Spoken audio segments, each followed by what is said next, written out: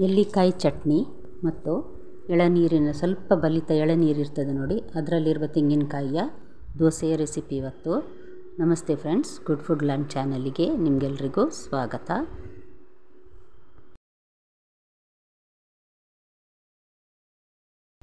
ಎರಡು ಗ್ಲಾಸ್ನಲ್ಲಿ ಬೆಳ್ತಿಗೆ ಅಕ್ಕಿ ತೆಗೆದುಕೊಂಡಿದ್ದೇನೆ ನಾನು. ಮತ್ತು 1 ಚಮಚ ಮೆಂತೆ ಸಣ್ಣ ಚಮಚದಲ್ಲಿ ಒಂದು 4 ಸಲ ತೊಳೆದು 4 ಗಂಟೆ ನೀರಲ್ಲಿ ನೆನೆ ಹಾಕಿದ್ದೇನೆ. ಅದೇ ಗ್ಲಾಸಲ್ಲಿ 1 ಗ್ಲಾಸ್ನಷ್ಟು ಅವಲಕ್ಕಿ. ಇದನ್ನು ರುಬ್ಲಿಕ್ಕಾಗುವಾಗ ಒಂದು 10 ನಿಮಿಷ ಇರುವಾಗ ನೆನೆ ಹಾಕಬೇಕು. ಇದನ್ನು ನೋಡಿ, ಇದು ಎಳೆ ತೆಂಗಿನಕಾಯಿ ಅಂದರೆ ಎಳನೀರಿನ ಇದು ಈ ತೆಂಗಿನಕಾಯಿ ತೆಳುವಿನದು. ಇದನ್ನು ನಾನು ತೆಗೆದಿದ್ದೇನೆ ನೋಡಿ.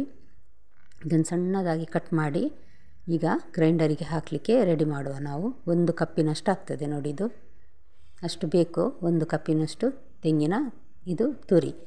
ಇದು ನೋಡಿ ನೆನೆಸಿದ ಅಕ್ಕಿ. ಇದನ್ನೀಗ ನಾನು ಗ್ರೈಂಡರಿಗೆ ಹಾಕ್ತಾ ಇದ್ದೇನೆ.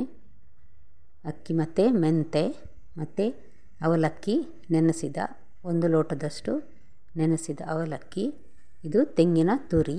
ಇದನ್ನೆಲ್ಲ ಹಾಕಿ ತುಂಬ ನುಣ್ಣಗೆ ಬೇಡ, ರವೆಯಷ್ಟು ಅಲ್ಲ, ಆ ರೀತಿ ರುಬ್ಬಿ ತೆಗೆಯುವ ನಾವು. ನೋಡಿ, ಚಿರೋಟಿ ರವೆಯಷ್ಟು ಆದರೆ ಸಾಕು ನೋಡಿ. ಈಗ ನಾನು ಒಂದು ಪಾತ್ರೆಗೆ ಇದನ್ನು ತೆಗೆದುಕೊಂಡಿದ್ದೇನೆ. 2 ಚಮಚದಷ್ಟು ಸಕ್ಕರೆ ಹಾಕ್ತಾ ಇದ್ದೇನೆ, ಬಣ್ಣ ಚೆನ್ನಾಗಿ ಬರಬೇಕು ಅಂತ. ಹಾಗೆಯೇ ಉಪ್ಪು ರುಚಿ ನೋಡಿ ಹಾಕುವ. ಸಣ್ಣ ಚಮಚದಲ್ಲಿ ನಾನು ಹಾಕಿದ್ದೇನೆ. ಇದನ್ನೀಗ ನಾನು ಚೆನ್ನಾಗಿ ಮಿಕ್ಸ್ ಮಾಡ್ತಾ ಇದ್ದೇನೆ ನೋಡಿ. ದಪ್ಪ ಇದೆ ನೋಡಿ, ತೆಂಗಿನಕಾಯಿ ಹಾಕಿದ್ರಿಂದಾಗಿ ಇದನ್ನು ಚೆನ್ನಾಗಿ ಮಿಕ್ಸ್ ಮಾಡಬೇಕು. ಒಂದು 5-6 ನಿಮಿಷ ಅಥವಾ ಒಂದು 7-8 ನಿಮಿಷ ಮಾಡಿದರೂ ಒಳ್ಳೆಯದೇ. ಚೆನ್ನಾಗಿ ಈ ರೀತಿ ಬಡಿದು ಅದನ್ನು ಮಿಕ್ಸ್ ಮಾಡಬೇಕು. ಇಷ್ಟು ತೆಳು ಇಡ್ತೇವೆ ನೋಡಿ, ಬೆಳಿಗ್ಗೆ ಆಗುವಾಗ ಅದು ದಪ್ಪಾಗಿರ್ತದೆ.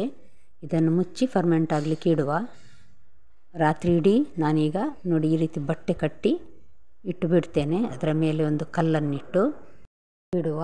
ನಾಳೆ ಬೆಳಿಗ್ಗೆ ಆಗುವಾಗ ಚೆನ್ನಾಗಿ ಹುದುಗ ಬಂದಿರ್ತದೆ. ಫ್ರೆಂಡ್ಸ್, ಮೊದಲ ಬಾರಿ ನನ್ನ ವಿಡಿಯೋ ನೋಡುವ ವೀಕ್ಷಕರಾದರೆ ದಯವಿಟ್ಟು ಸಬ್ಸ್ಕ್ರೈಬ್ ಮಾಡಿ, ಹಾಗೆಯೇ ಲೈಕ್ ಮತ್ತು ಶೇರ್ ಮಾಡೋದನ್ನು ಮರಿಬೇಡಿ. ನೋಡಿ, ಮರುದಿನ ಬೆಳಿಗ್ಗೆ ನಾನೀಗ ತೆಗೆದು ನೋಡ್ತಾ ಇದ್ದೇನೆ ನೋಡಿ. ಕಟ್ಟಿದ ಹಗ್ಗ ಮತ್ತು ಬಟ್ಟೆಯನ್ನು ತೆಗಿತಾ ಇದ್ದೇನೆ. ಚೆನ್ನಾಗಿ ಹುದುಗು ಬಂದಿದೆ. ಇದು ದಪ್ಪ ಕೂಡ ಆಗಿದೆ. ನಾನಿದಕ್ಕೆ ಒಂದು ಮುಕ್ಕಾಲು ಲೋಟದಷ್ಟು ನೀರು ಹಾಕ್ತಾ ಇದ್ದೇನೆ, ಯಾಕಂದರೆ ಇದು ತುಂಬ ದಪ್ಪ ಆಗಿದೆ. ಈಗ ಅದೇ ರೀತಿ ಚಟ್ನಿಗೆ ರೆಡಿ ಮಾಡುವ. 1 ಕಪ್ಪಿನಷ್ಟು ತೆಂಗಿನ ತುರಿ, 1 ಕಾಯಿ ಮೆಣಸು, ಇದರ ಅರ್ಧ ಅಂದರೆ ನೋಡಿ ಈ ರೀತಿ 2 ಪೀಸ್ ಹಾಕಿದ್ದೇನೆ ನಾನು ಅದರದ್ದು. 1 ತುಂಡು ಶುಂಠಿ, ಸ್ವಲ್ಪ ಉಪ್ಪು ಮತ್ತು 1 ಹಿಡಿ ಕೊತ್ತಂಬರಿ ಸೊಪ್ಪು ಹಾಕಿ ನುಣ್ಣಗೆ ರುಬ್ಬುವ. ಹುಳಿ ಹಾಕುವ ಅಗತ್ಯ ಇಲ್ಲ, ನೆಲ್ಲಿಕಾಯಿ ಹಾಕೋದ್ರಿಂದಾಗಿ. ನುಣ್ಣಗೆ ರುಬ್ಬಿ ತೆಗೆಯುವ ನೋಡಿ. ನೆಲ್ಲಿಕಾಯಿ ಹಾಕಿದ್ರಿಂದ ಒಳ್ಳೆ ರುಚಿ ಕೊಡ್ತದೆ ಇದು. ಈಗ ನೆಲ್ಲಿಕಾಯಿ ಮಾರ್ಕೆಟಲ್ಲಿ ಚೆನ್ನಾಗಿ ಸಿಗ್ತಾ ಉಂಟು ನೋಡಿ.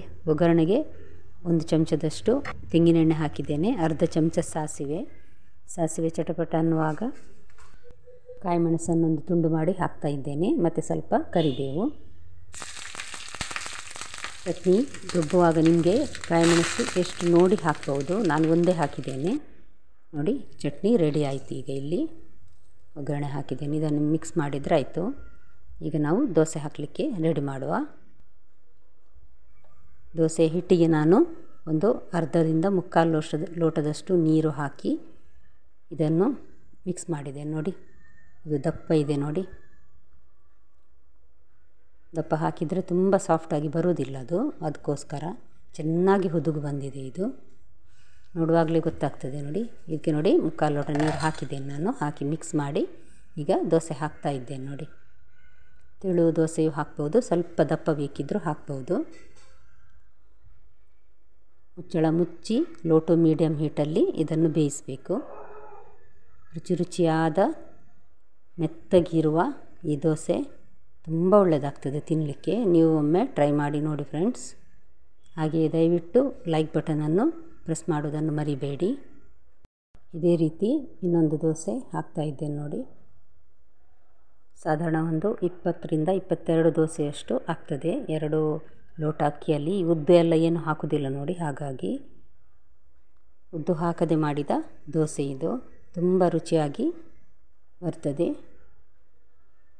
ನೋಡಿದ್ರಲ್ಲ ವೀಕ್ಷಕರೇ, ಹಾಗಾದರೆ ನಿಮಗೆ ಈ ರೆಸಿಪಿ ಇಷ್ಟ ಆಗಿದೆ ಅಂತ ತಿಳ್ಕೊಳ್ತೇನೆ. ಒಂದು ಹೊಸ ಅಡುಗೆಯೊಂದಿಗೆ ನಿಮ್ಮನ್ನು ಮತ್ತೆ ಭೇಟಿ ಆಗ್ತೇನೆ. ಧನ್ಯವಾದ.